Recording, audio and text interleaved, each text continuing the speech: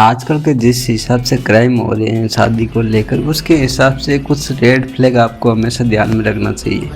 तो ऐसा है कि हमेशा ये याद रखो कि आप कलयुग में पैदा हुए हो, चाहे आप करोड़पति हो या रोडपति हो, तो आप कलयुग में पैदा हुए हो। तो सब लोग वैसे ही हैं, अपराधी प्रवृत्ति के। बस किसी का अपराध पकड़ा जाता है, किसी का नहीं पकड़ा जाता। कोई कर पाता है, कोई नहीं कर पाता है।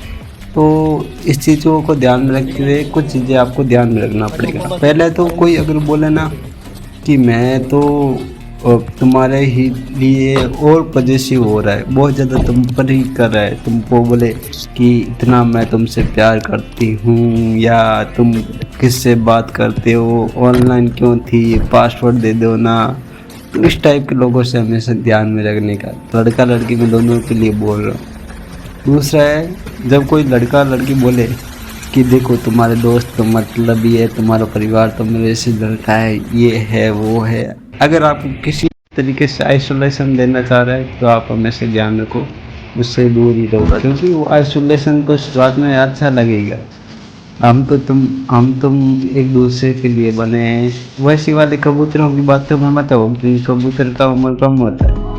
वो चीज़ें हमेशा ध्यान में रखने का। तीसरा पॉइंट है गुस्सा और विक्टिम ब्लेमिंग, कि छोटी छोटी बातें पर अचानक भड़क जाते हैं और या छोटी छोटी बातों को बड़ा बड़ा शो ऑफ करते हैं। ये देखो हम लव बर्ड हैं, उस टाइप का शो ऑफ करने वाले से सावधान रहना चाहिए। क्योंकि वो बोलते हैं, मान लो आपने कुछ बोला हल्का फुल्का भी, सामने वाले ने आपको 10 गालियाँ सुना दी, उसके बाद वो क्या बोलेगी, तुमने तो मेरे को उकसाया था, इसकी वजह से मैंने ये बोला। तो बेचारा सामने वाला सोचता है अरे यार कुछ तो नहीं यार, मेरी गलती हो सकती है, तो उस टाइप का रहता है। अब इन चीज़ों को ध्यान रखने के साथ में हमेशा आप खाना खाते हो तो देखते ही हो कि होटल कैसी है। तो ऐसा तो है नहीं कि आप हर जगह खाते हो। अगर स्ट्रीट फूड खाने की आदत पड़ी है तो आपका पेट खराब होना ही है। वैसे ही अगर आप रिश्ता स्ट्रीट फूड के हिसाब से देख रहे हो तो भाई आपका ज़िंदगी ख़राब होना ही लिखा ही है, उसमें कोई गलती नहीं है। लेकिन अगर आप उसमें थोड़ा रिसर्च कर लो, उसके परिवार की जानकारी निकाल लो, उसका कैसा है नेचर वेचर, वो पता कर लो। आप 2-2 महीने 4-4 महीने बात करते हो, आपको उसका नेचर नहीं पता चलता। अगर नहीं पता चलता तो आप किस प्रकार का व्यापार कर रहे हो, किस्मत से आपका व्यापार चल रहा है क्या आपको पता ही नहीं है, व्यक्ति की पहचान नहीं है कि दुनिया में किस तरीके के लोग हैं। अगर आपको व्यक्ति की पहचान होगी तो आपको पता रहेगा कि ये इस तरीके का माइंडसेट है।